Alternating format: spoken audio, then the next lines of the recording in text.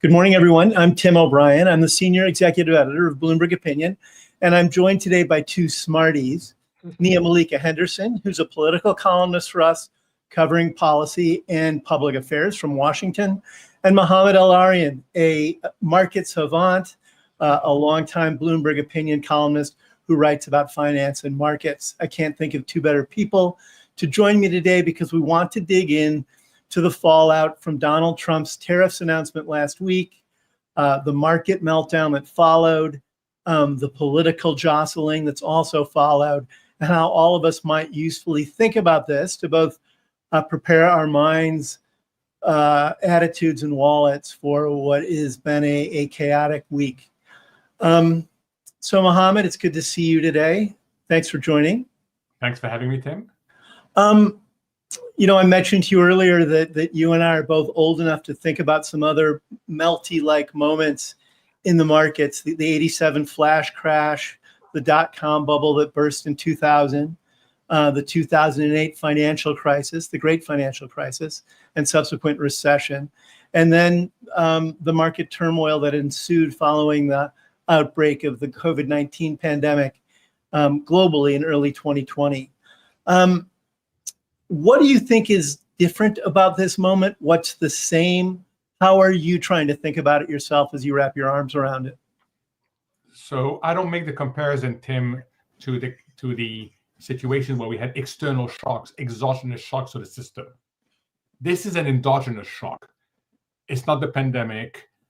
It's an endogenous shock. So if you want comparison, I think the best one here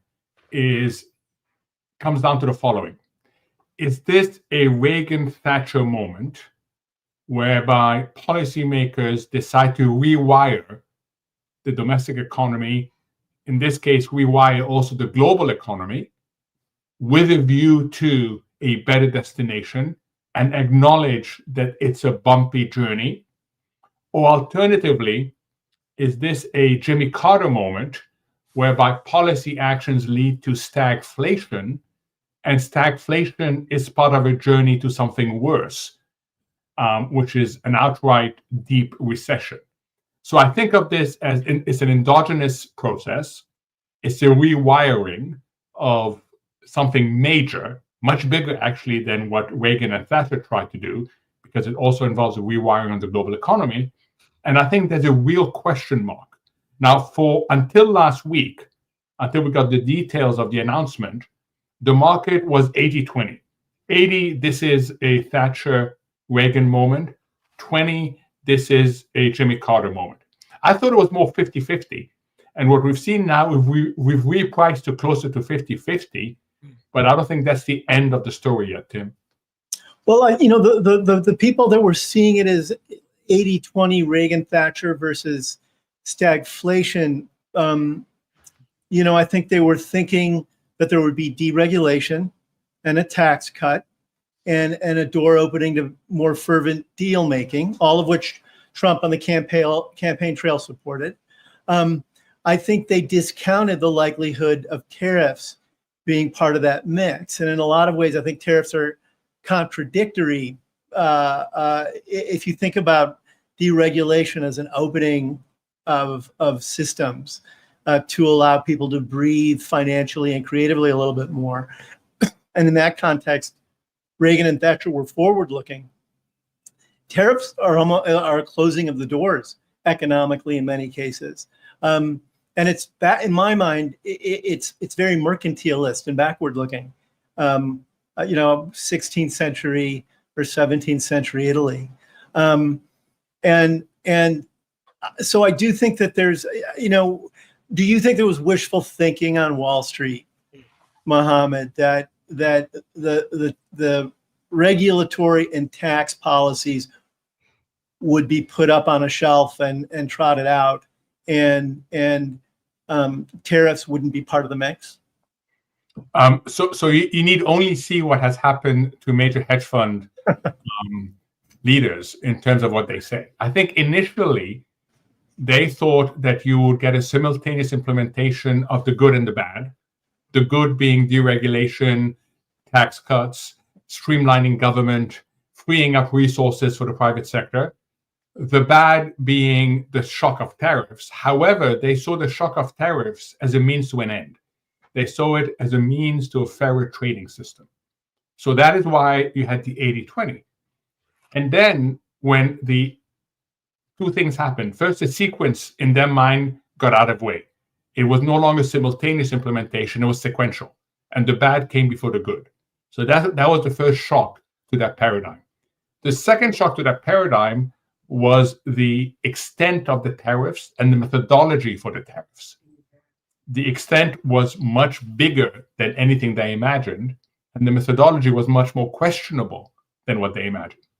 And then you had a third shock to that paradigm, which is it didn't become clear, listening to comments from inside the administration, as to are they a means to an end or are they an end in themselves? The means to an end is we will negotiate, and if someone offers us zero tariffs, we will embrace this, because that's a level playing field that we can compete on and win.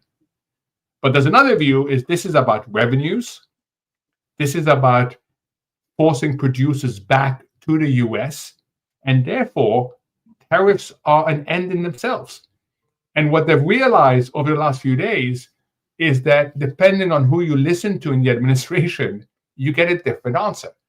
And that's why when it got the combination of the sequencing wasn't what they expected, the extent of the tariffs wasn't what they expected, and in addition, they're not sure, is it a means to an end or is it an end in itself? And that's why you've seen this incredible public move of people who were supportive of the Trump economic agenda to now starting to raise questions about it. Nia, that intersects with where, the political observations about Trump and his policies have been over the last week, because on the campaign trail last year, he routinely talked about imposing historically large tariffs. And he was specific about it on regions. He talked routinely about China, Mexico, Canada, and Europe. Along the lines of what I just asked Mohamed, do you think political observers also had wishful thinking in tow when they discounted some of the realities or intents when Trump was talking about tariffs on the campaign trail last year?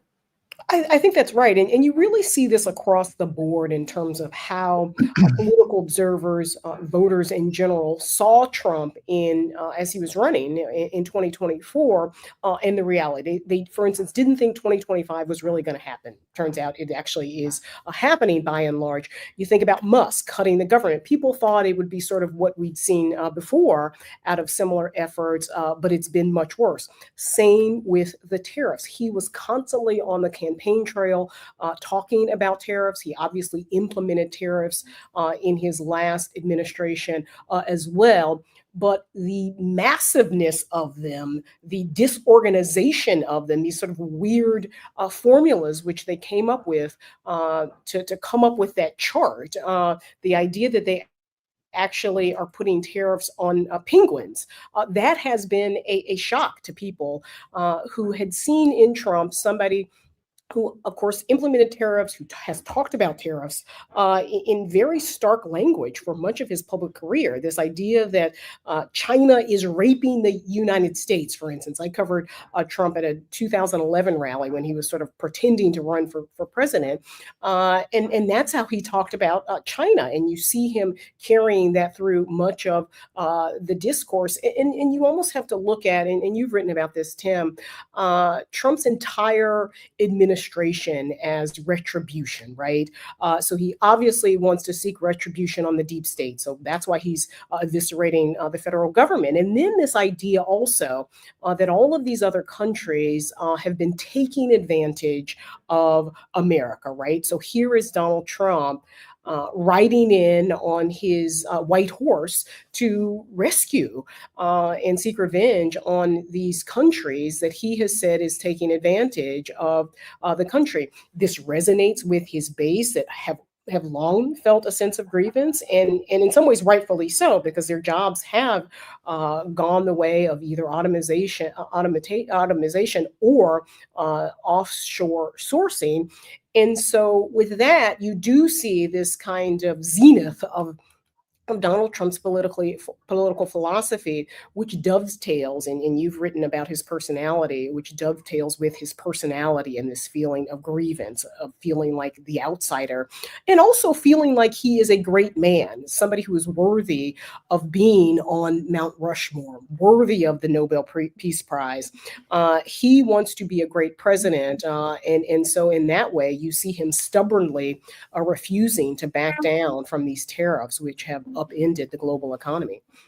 I think, one of the reasons there's such a focus on Donald Trump, in addition to his history, in addition to these presidents, is that very much the architecture of this tariffs policy, like some of his recent national security moves, are very built around some of the singular powers that the presidency itself has. And I think the push from this White House to really exercise presidential authority in the most free-flowing of ways.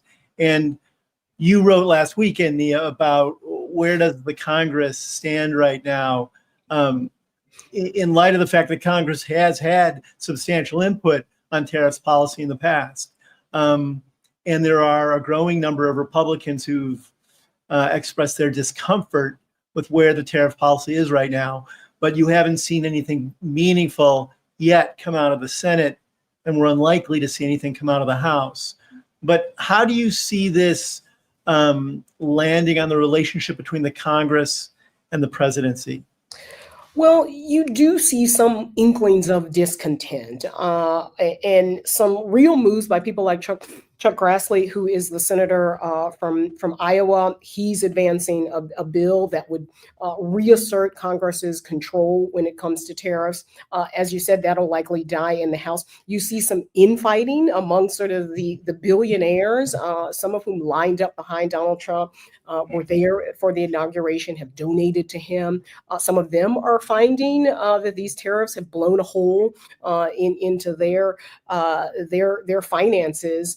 And so Donald Trump, again, he is steadfast in this. He has said that, and he has kind of been priming, I think, the public for this for weeks, this idea that there is pain now, that the markets are going to do what the markets are going to do. But in the offing, there is sort of a return to greatness. There are going to be these companies that will bring their factories back to America.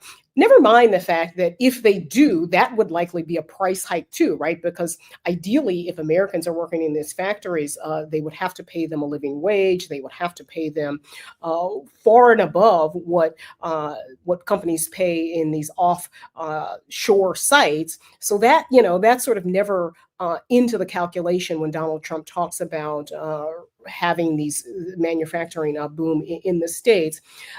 I think politically, if you look at the next cycle, there is his legislative agenda. There doesn't seem much of an appetite for Republicans to kind of withhold their votes for movement on tariffs. So that ship has likely sailed. The next, of course, is the midterms, which is many, many months away.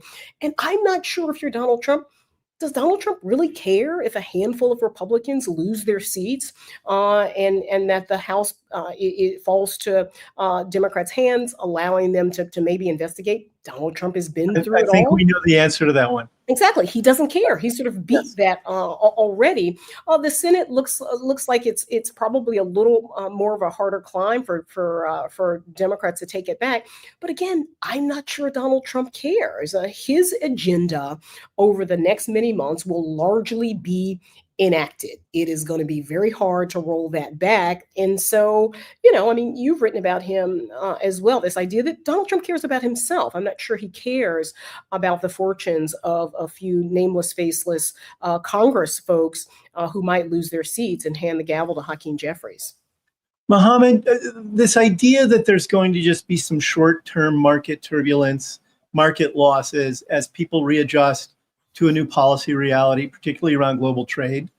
And then once people absorb the realities of that, the economy will get back on track, markets will rebound, and we will be in this new age of reshored American manufacturing might and economic power that will make the markets rebound. Is that how you see this playing out?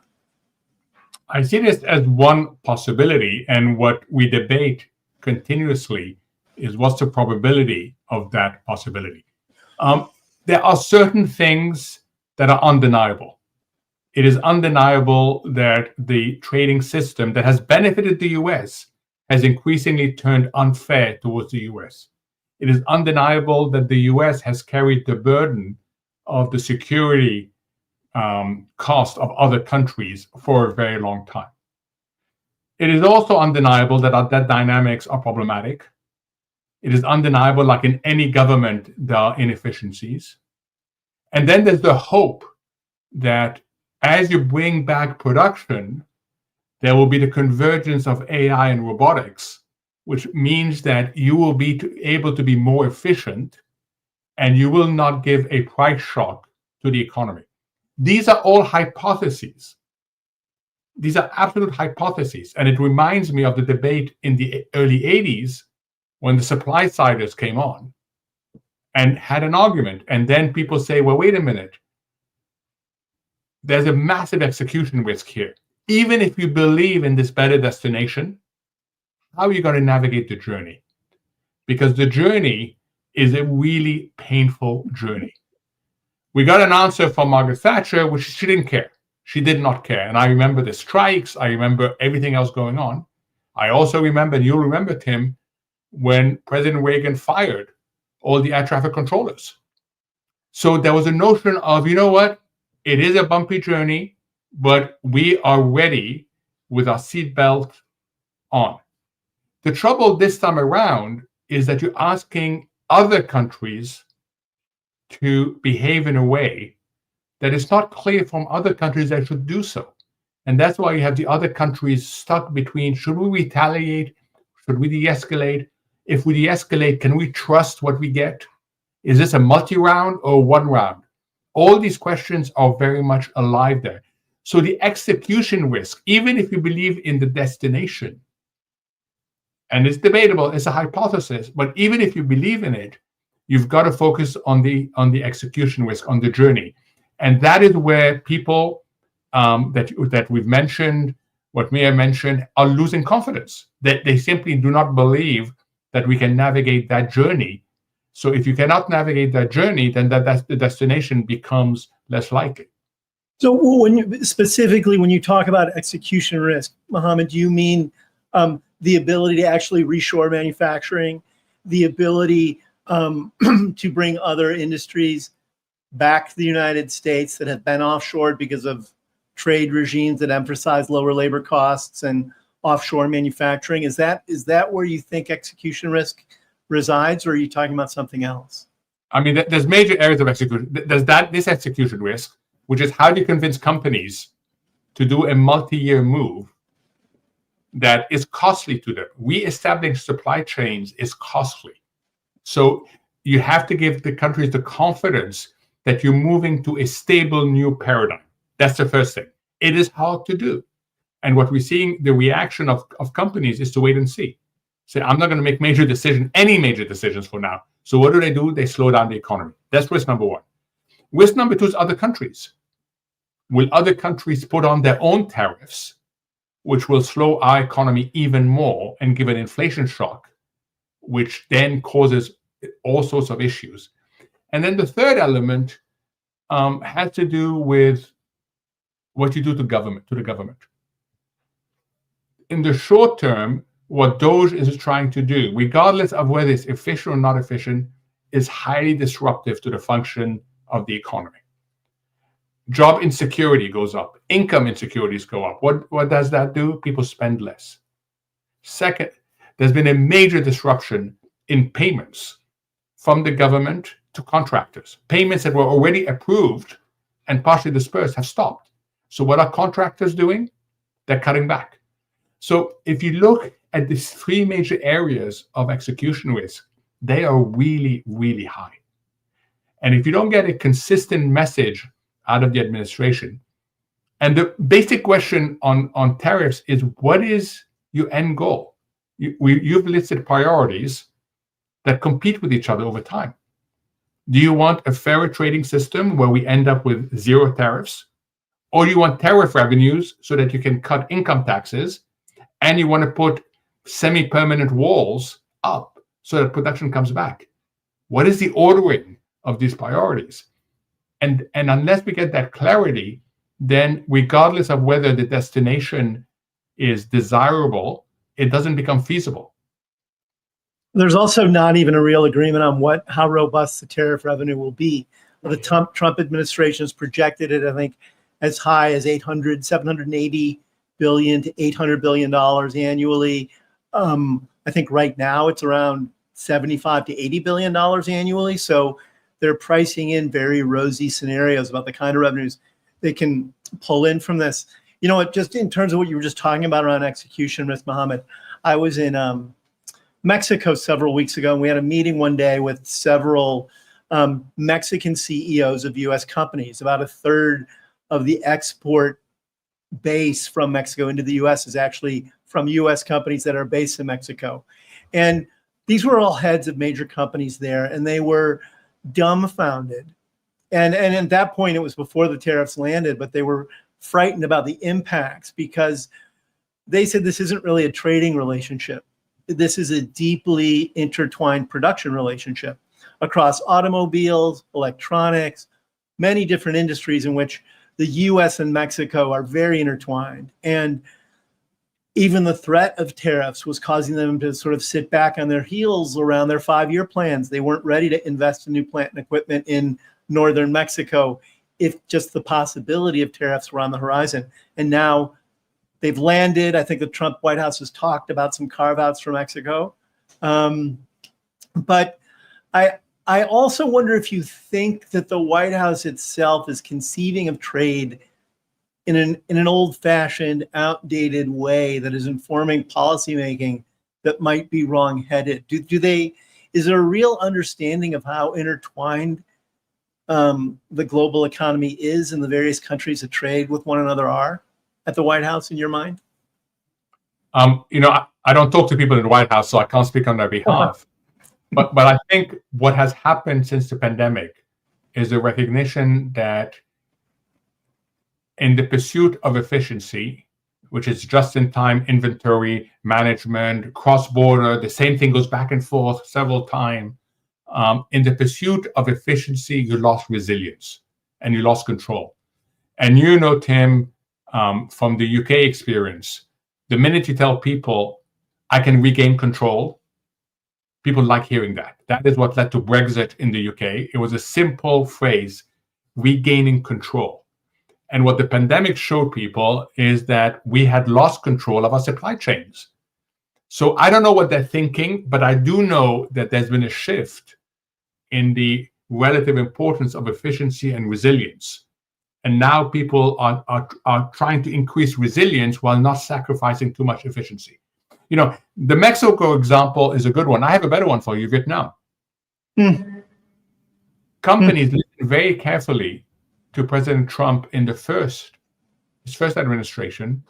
Reduce your dependence on China in terms of supply chains. If you want to produce in China and sell in China, that's fine.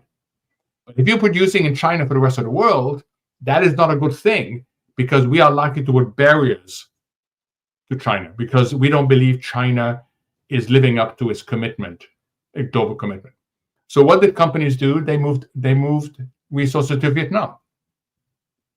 And then they wake up last Wednesday to find out that the tariff on Vietnam is higher than the tariff on China.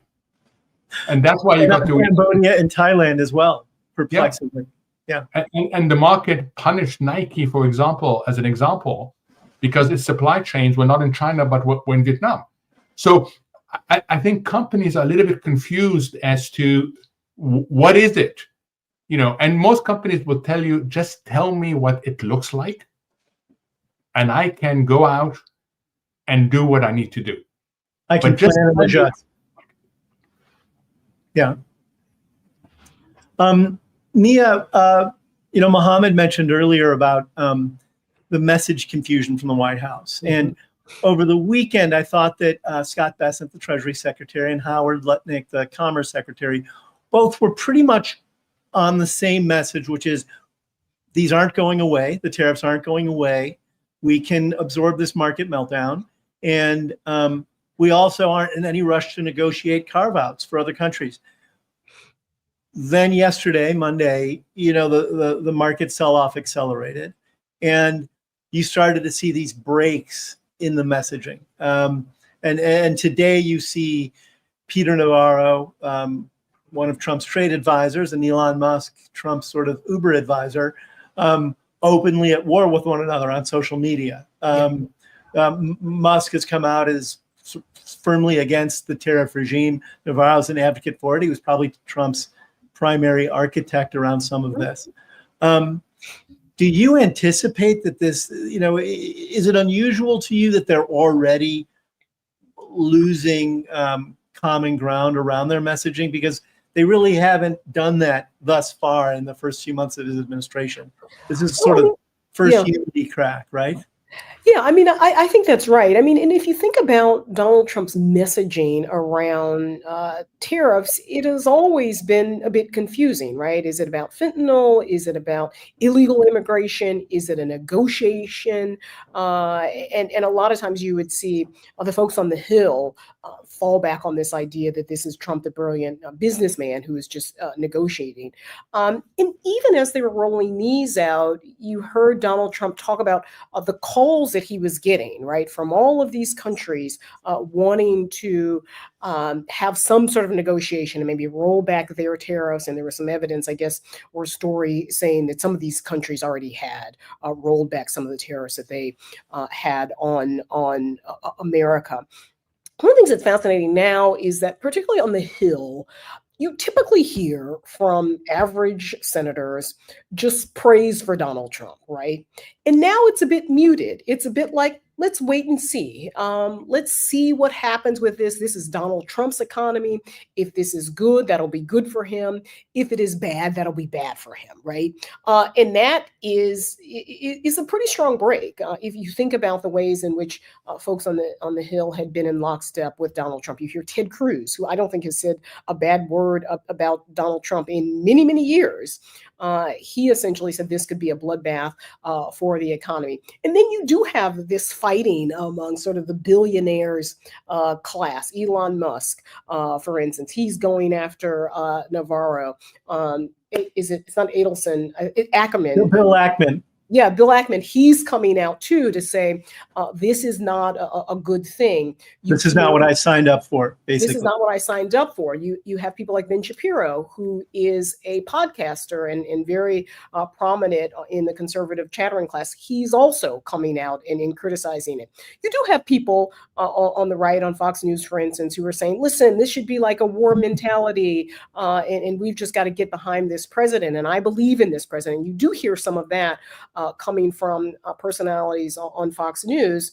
And so far, it hasn't moved this president. And we'll have to check Truth Social once we get off this live stream to see if he's changed his mind. But so far, he is steadfast in this policy. He believes in this policy. He believes in this vision of factories cropping up. And listen, whenever there is an announcement of any investment, Apple investing in the country, he uses that as proof that it's already working. The unemployment numbers came out, even though a lot of those jobs were created in the healthcare sector. He said that was proof that the tariffs were working, even though they hadn't even been implemented in March when these numbers were collected. So, this is Donald Trump, who has been expert at creating his own reality, at bringing millions of his followers along. This is what he's trying to do. I don't see any cracks yet necessarily in this sort of hardcore MAGA base. They believe in him almost as if he is a messianic-like figure. And so we'll just have to wait and see. I do think probably the worst is yet to come. It's hard to see this getting better if you think about all the factors at play here, with likely rising prices, a lot of the gutting of the federal government, how that comes to bear on average Americans, most of whom don't really have anything in the stock market. It's like 52% Americans have something in the stock market, whether it's a retirement fund or something else. But whether or not they start to see sort of higher prices, they start to cut back in terms of their costs and what that does psychologically to Americans who were expecting great things from this president in terms of the economy and haven't seen it yet. This half hour has rambled along. Mohamed, as we get towards the end here, I have two related questions for you. I guess one is, how should investors think about navigating this current disruption? And then secondly, if you could have a magic wand in your hand and wave it across this current situation toward a resolution that you think would be healthy, what would that be? And I'll answer that. Let me just add one thing, because I spent yesterday 3 hours with two people who would self-classify as MAGA. And this is what they told me. Oil prices have come down. Interest rates have come down. Right. So for them, they don't see the bumpy journey, and they're willing to absorb. So I just want to say that there is this incredible range of views out there. Were those people who were also in the markets, Mohamed, or were they more like average folks? The average folks, and they've seen gas prices down, they've seen interest rates down, and that is what they think they've been promised. Like Nia said, they don't care about the stock market because they're not in the stock market. So it was a different world, and it's good listening to them because it's very different from listening to the other. Okay, so what should investors think? The most important thing investors should realize is that we are in a highly uncertain world. We are transitioning paradigms, and therefore the probability of making a mistake is high. And there isn't, and I'm glad you just put up my Bloomberg opinion column of today. There isn't the circuit breakers of the past. The Fed cannot come and save you because the Fed has an inflation problem. So the probability of making a mistake is higher than it's been for a long time, which leads to number two is understand what is a recoverable mistake and what's an unrecoverable mistake, and minimize your exposure to an unrecoverable mistakes. Most mistakes are recoverable. That's a good news, but there's quite a few that are unrecoverable, which leads to the third issue, which is you need a massive amount of humility. This is a different world that you're in. As to your answer, if I waved a magic wand in this paradigm, I would like to hear from the White House, are they really trying to do with tariffs? Are they trying to raise revenue and bring back producers to the US, which means permanent tariffs? Or are they looking for a fairer trading system, which means they're just a negotiating tool? Which is it? Because until we get that clarification, more and more people are going to go to the sideline. Household sentiment is going to continue falling. Business sentiment is going to continue falling. And next thing you know, we have an endogenous slowdown that it becomes very hard to dislodge. And we've seen that in the past. So end the wand is give clarity, and then we can figure out how to minimize the risks. But right now, people will become more and more risk averse, and that will drag the economy down. And when the economy gets dragged down, it is people at the lower end of the income distribution that are going to get really hurt, and they don't have resilience. Their pandemic savings have been run down, their credit cards are already maxed out, and their income insecurity is high. Mohamed El-Erian, a markets and finance columnist for Bloomberg Opinion, and Nia-Malika Henderson, a politics columnist for Bloomberg Opinion. Thank you both for joining us today. I'm Tim O'Brien, and we will see you next week. Thank you.